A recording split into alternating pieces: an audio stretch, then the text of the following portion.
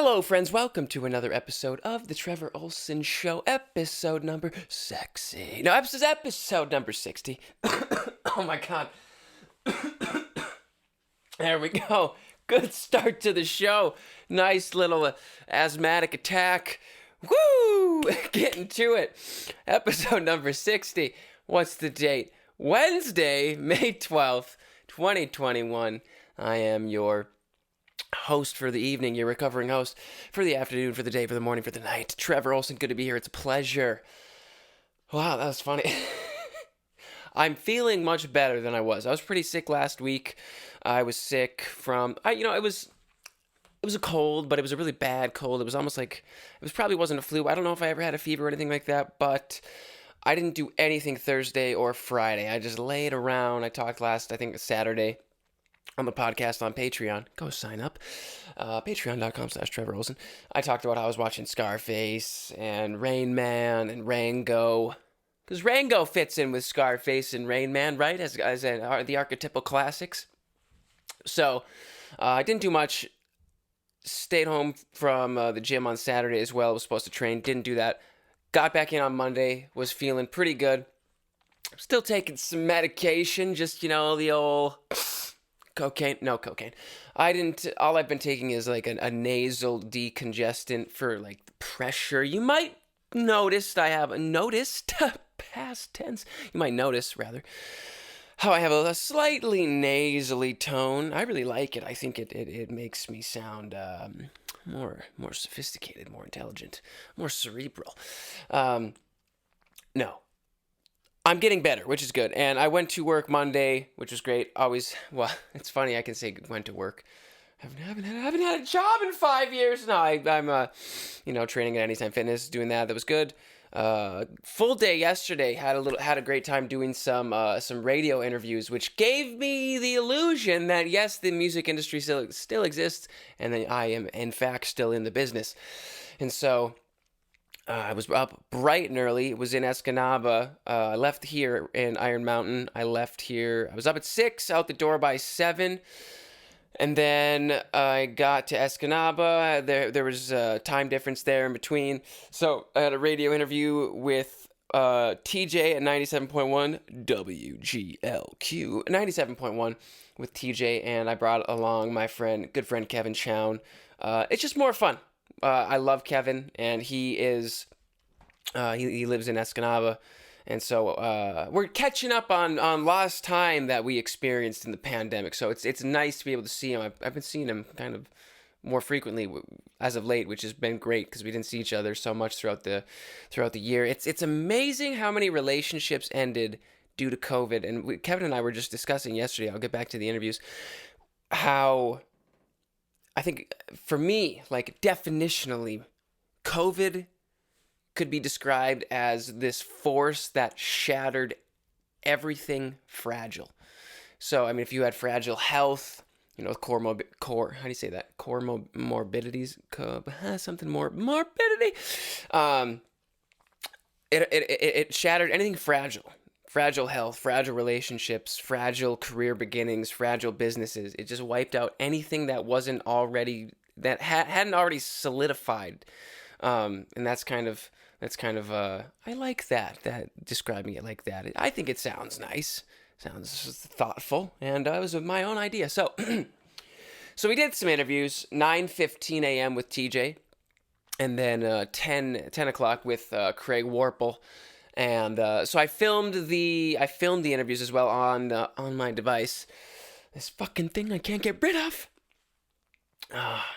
We're all addicted to it. I can't speak for you. I need to spend less time on my phone.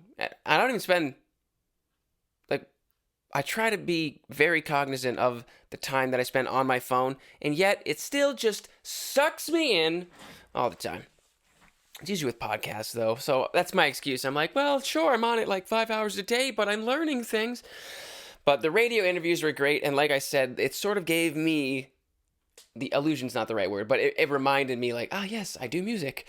And it was quite I got shit popping up. Damn it. Sorry. It was just nice. I really enjoyed it. It reminded me of the music industry, that formerly I was partaking in. I'm starting to get messages about doing gigs. I haven't even said yes to one yet because I'm like nervous to do a show, if I'm being honest. I am also wanting to perform a whole new show, so I've got a lot of work to do. So, yes, for the 80th time, the radio interviews were fun. Great to see Kevin, and then headed went on over to the old Anytime Fitness in Escanaba. Did 4 classes yesterday. That's my record so far, folks. Best for me. And so got my client at 11, a client at like 1:30, and then a class at 5:15, a class at 6. Went great. Enjoyed it. I'm still enjoying it, which is good. I'd hope so, Trevor. You're 5 weeks in. You can't puss out now. No, it's great. I'm digging it. Yeah, so all is well. All is well. Did you buy Dogecoin? Did you watch Elon Musk on SNL? Let's talk about it. Not really, because I didn't watch it. Anyway, it's sunny out here in the Upper Peninsula. All the trees are budding, my friends. The trees are budding. The sun is shining, and things are warming up. And it's quite lovely. I popped over to my sister's last night. It was nice. We caught up. We were hanging out. I got there like 8. I had like a full day of work, guys. It's like I have a job. I was there from like 11 till 7:45. Well, really, wow, Trevor. Your back really must be breaking over that weight. When I talk to people who are working like, they're just doing like 10s or 12s and they do it regularly and they're like, I love that overtime pay. I'm like, I don't think I would love it that much. Like, I love working hard, but for me, it's like I have to be doing.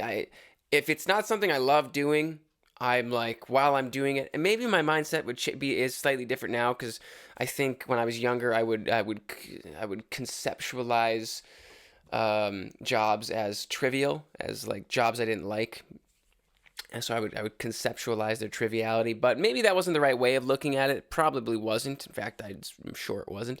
So even something as simple as cleaning someplace, like cleaning, in my case, the gym, just if I'm wiping down the weight room or doing something like that, in my head I'm going, I am part of a larger machine, and I am one of the people that is maintaining this gym that hundreds of people come to throughout the week for their health. So it's like it's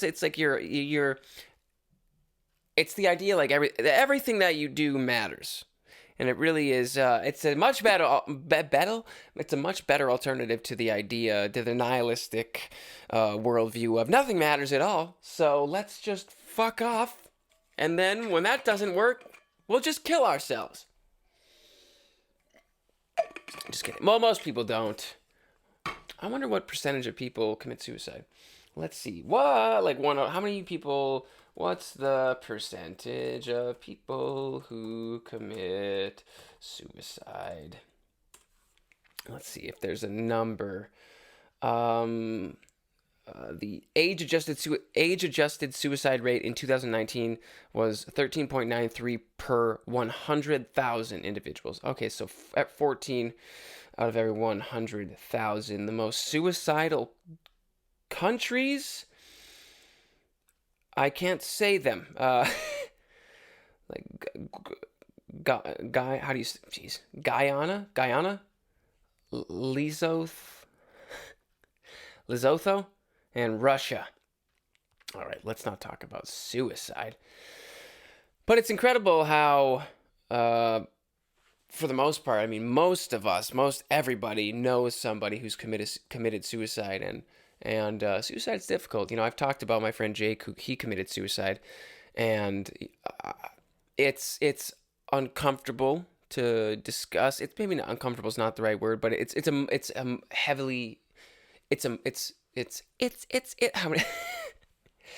very emotional to talk about suicide, especially when it has directly affected you. But it's I think it's important to discuss through and talk about it. And I actually kind of have been realizing, I might be wrong, but maybe I feel like maybe I haven't fully even like processed his death. as a traumatic event. I'm not sure because, we talked about it a good bit at the funeral, but it's like, I feel like I'm realizing as I'm older, because he died when I was, I was 22 or 3, I think, yeah, something like that. 25 now. And for a long time, I just like shoved it out of my mind. And I don't know if I've fully like dealt with it in a healthy way. I've tried to deal with it in a healthy way. I've always tried to deal with any sort of pain in a productive way. I just don't know if I've fully processed it. Do you fully process when someone dies, someone close to you dies? I mean, I think you process it, but then it's like, how do you go on? How do you act moving forward? Like, I just don't know. I don't know. I've only ever had this one experience. Thank God it was just the one. But, Lord willing, no one else close to me does that, or, anybody in general does that. But it's incredible that the world we live in can be so painful and so awful that people find it the alternative better of not existing. It's a heavy statement, and it's a part of life, unfortunately. But anyhow, I just realized I should probably, well, I mean, if I was like to really do it properly and professionally, I would like talk to someone, like a licensed therapist. Even like I was talking to my friend Zach about it when I was in Minneapolis in March. March is back there. In March when I was there. And we talked about it briefly, and then we kind of got interrupted just by people showing up and stuff like that. But even he was just like, yeah, we should talk about this more sometime. So I feel like maybe even he, and I can't speak for him, but maybe even like he would enjoy talking about it more. Like, I don't know, it's because it's a heavy subject, and a lot of people just like shy away from it. They're like, oh, let's just pretend it didn't happen and life goes on. And it's like, no, you got to deal with that shit. You got to work through that. And I have worked through it for the most part, but I think there's probably still some leftover pain there, obviously. But I don't know. I don't know exactly how I could approach it apart from like therapy. And then there's like not so much anymore, but the idea of like, oh, I'm in therapy. I don't know. I'm an advocator for it. I've never been in therapy, but I've heard anecdotally that it's obviously quite good, and it's become much more universally accepted. I think people used to look at it like shamefully, like it's almost like you should be ashamed that you're in therapy, or you should be embarrassed by the fact that you are in therapy or something like that. But I don't think that's the universal way of looking at it anymore, which is good because I don't think that's very helpful. So yeah, I don't know. I don't know exactly how to deal with it. And it was 3 years ago, and it's not like it's always on my mind or anything like that. But just in hindsight, I was just the other day I was thinking about it. I was like, like I don't know if I've ever fully dealt with that. So how does one know if you've fully dealt with the death of a friend? I'm not entirely sure. I don't have the answer. On a lighter note, I bought a teeth whitening kit from today's video sponsor. What are they called? I don't know if... I think they're called like snow teeth. Is this the one I ordered? Let's find out. Yeah. I ordered a snow teeth whitening kit. I've heard good things, and we'll find out. How do my teeth look? They're looking pretty good. Pretty good. That could be the thumbnail.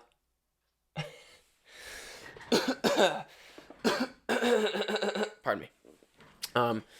No, I look at my teeth and I feel like they're getting a little stained, with time, with age, with all the cigarettes and the coffee and the heroin. Does heroin affect your teeth? The meth. No, just I don't know, probably just coffee and life. I don't know. They're like, I get, thankfully, which is nice. I even got a compliment last week on my teeth, I was like, oh, that's nice. But I look at my teeth and I was like, oh, I feel like they're yellow, like turning yellow. And you ever see those people? Like, I have an old teacher, Mrs. Kriegel, from like 6th grade.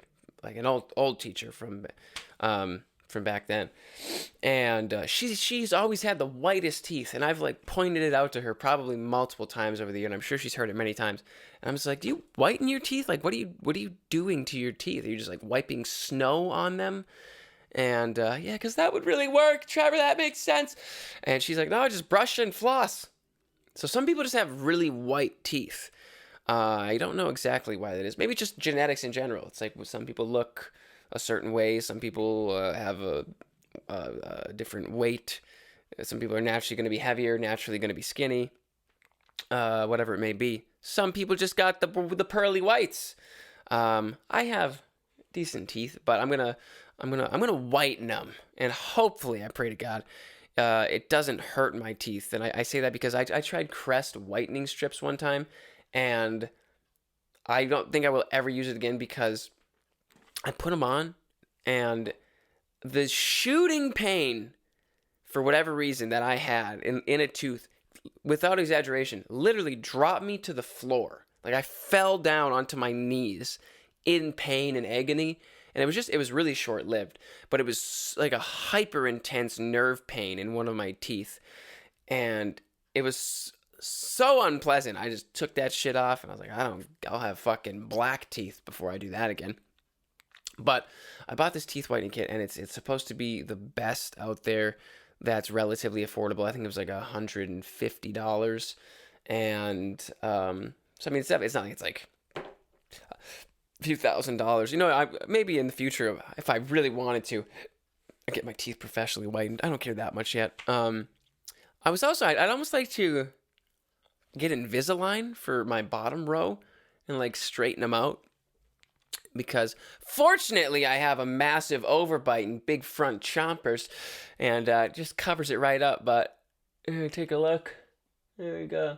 Just a little crooked. Just a little crooked. I'm not insecure about my teeth, which is nice. Apart from maybe just the fact that, like I said, I think maybe I'd like them to be a little whiter, I suppose. It sounds, what's the word? Narcissistic is too strong. It sounds like self-masturbatory, and that's not the right word either. No, it sounds like, oh, great, Trevor, you want white teeth. Cool, no one cares. But there's something to be said about your smile. And I'm not going to use any old bullshit like business cliches like, oh, brighten up people's day with a smile. Smile when you're on the phone. People can hear a smile. You can hear that shit. Like, I get it, yes. But I just, like, for personal reasons, like, you just want to feel confident. That's all. You just don't want to be insecure about your teeth. And, like, I feel if you have some you got a messed up grill going on in there that you're self-conscious about. If you don't care, then don't worry about it. But I mean, if you want to, like, having a nice, I watched a woman. There was a woman. I know a woman who had terrible, terrible teeth, lost almost all of them. And I always wondered that about people who had like no teeth. I'm like, what happened? Like, I just feel like if you brush and floss, like, they stick around. I could be wrong, but it's like you just like smashing your face off shit. Like, what are you doing? But she had her whole new, like, got it all done, and they can do teeth nice. They've got it figured out. They've figured out the teeth for sure. And she looks great, and she smiles more, and she looks fantastic. So a smile, it really is like the first thing you noticed, and you notice and see on a person is their smile. And I don't know. I just letting you guys know I got a white teeth kit coming, and I'm excited about it. I've also begun to practice the old finger banging gang. No. The old finger, what am I trying to say? Finger picking chops. I'm working on my finger banging chops. Finger picking chops. Check this out. I posted this on Instagram the other day, but, oh, here you go, mess up.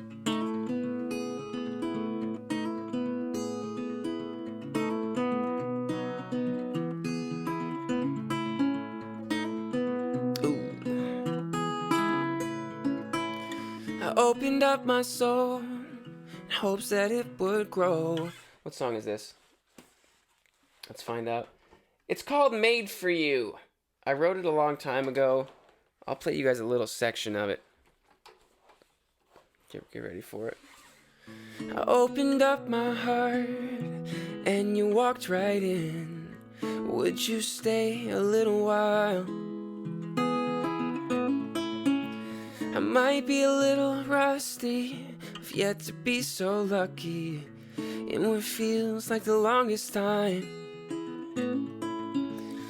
It's actually in a different key and everything, but I know, it's pretty. It's a beautiful song. But it's been fun to, like, I was listening back to it, and honestly, like this pattern here,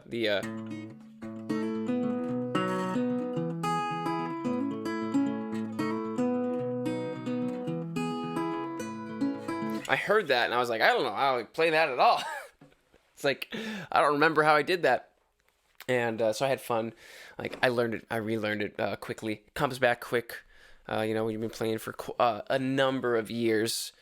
It's amazing how quickly things come back. Like, I'll learn a song and then I can, like, totally forget it if I haven't played it in a long time. Like, I haven't played that in, like, since 2017 probably. And came back after just a handful of minutes, a handful of trial and error. But things come back. It's the old muscle memory. Muscle memory. I'm trying to figure out what song to release next. I've got the 2 out, and I listened to the album yesterday, and fortunately, I listened to it and I was like, I really like it. So I hadn't listened to the album that I made in quite a while, but I listened to the album as a whole again, and I'm really satisfied with it. So which really makes me quite happy. And we talk about that briefly in the interviews. So I'm gonna release the footage of the interviews. There's a section I might, like, post up as a little clip, but where Craig messes up in the interview. He's playing one of my old songs called Own Love, and he's like leading into the interview, and it's a recorded interview. And so he thinks the song is ending, so he's like, that's Trevor Ohlsen with Own Love. And then we just sit in silence because he's waiting for the ending to come, and we sit for like 12 seconds. and it's all, I captured it all on footage, and he goes, oh, damn it. And I just, like, the way he says it, and, like, he's like, oh, shit. Well, I think I said, oh, shit, as a joke. But, I mean, it was funny. It was really funny. And then he was telling a story about how he did the same thing that morning. And he was like, damn, wrong song. And the way he said it just cracked me up. I don't know. We were laughing and having a good time. So it was quite nice. Quite nice of both Craig and TJ. Thank you, gentlemen. You're probably not listening to this because you'd have to be 23 minutes in. I just don't think you're that committed. I appreciate TJ and Craig both playing my music, especially TJ for a long time. He was the first guy who started playing my song Michigan on the radio. Like, he was the first one who really started playing my music on the radio. And that meant a lot. That was a big deal for me. And that reached, like, a large number of people. And when he started doing that, like, there's a lot more people that started to follow me online, especially on YouTube, or at least listen to the track on YouTube. The numbers really went up quite a bit. I think that song's been played something like, it's not all about the numbers, but it's still neat. I know it has like 10,000, 11,000 plays on Spotify, 13,000 on YouTube, so 13,000, 20, 30,000 times. So that's cool. I appreciate the fact that people like it. It's also like the one song that, like, people really recognize me for, I suppose. If people mention usually any song, it's Michigan, which makes sense because we're living in the UP. I was just right in front of me, which makes sense, guys. It really does. It makes lots of sense. So yeah, I didn't expect that song to. I never really expect my songs. You don't know what a song's gonna do. How about that? Like Michigan was the first song that people started to kind of dig. All Over Again was the first song that ever got on like a big playlist with over 1 million plays on YouTube. Um, my song Vulnerables, that's one of the first songs that a record label picked up. Hilarious, by the way, too, with record labels and stuff like that. So my Vulnerable, I wrote the song, I did the vocals. My friend Cohen Fagan and Harold Marin, I think is how you say them, both in different places around the world. One in Mexico, one in Denmark. I can never remember. I don't know. Sorry, Cohen. I don't know where he's at. They were like, the song's on a label, so it's been pushed by a label. So it's been played like 50, 60,000 times on Spotify, 15,000 times on YouTube. So I mean, it's getting out there and people are using it and liking it, which is cool. But they sent me like an email the other day, and it said something along the lines of royalties, like how much money we've made off of it. And I clicked on it, and it said something like -$10 because Cohen paid somebody, I think, to make the cover art. And I was like, fucking typical fucking record labels. How much money did we make, guys? Oh, you lost money. You owe us money. So I don't have that much experience with record labels, but I just know that many of them can be very nefarious, and it usually doesn't end well for the artist. Usually, most often. At least that's the story. That's the classic narrative that everybody knows. It's the classic narrative of the musicians getting fucked over by the managers or the record label or whatever, whoever it may be. The musician makes the art, does all the hard work, plays the shows, and then they just get fucked. That's the story of musicians. So it just cracked me up. I was like, oh, the song's been played like 75,000 times. I was like, this is some money. I know it's not going to be much. I know how the numbers work. I was like, still, but out of curiosity, I was like, oh, check and see. And they're like, you owe us $10. Negative money. Oh, great. Thanks. Glad no wonder I'm living at home in the fucking basement. I'm excited to move out, you guys. I'm formulating a game plan in my head. I've got the money now, and at this point, I'm just being a bum. No, that's not the right word. I'm just mooching. I'm mooching. That's all. I'm really, really taking advantage of the fact that my parents are allowing me to live here. So, but it's fine. No, I'm excited to get my own place. I'm ready to get my own place, and it took me to 25. I did move out. Remember, at 18. I was out for a couple years, but so I've been back for the last 5, and for the last 4, I really enjoyed being at home, and I didn't necessarily even feel like I needed to move out. And I was like, this is fine. But now in the last year, I'm like, oh yeah, I gotta move out. I need my own space. I need my own place. So I'm just listening to those internal intuitions. That's why I went on that trip. That was kind of calling me, and now I feel like, hey, I'm ready for my own place. So probably at some point this year, I probably should make a plan for sure. I'll be 26 in August, so I can't be living here at 26. Come on. I can't get fucking laid if I'm sitting here at 26. It's a logistics problem.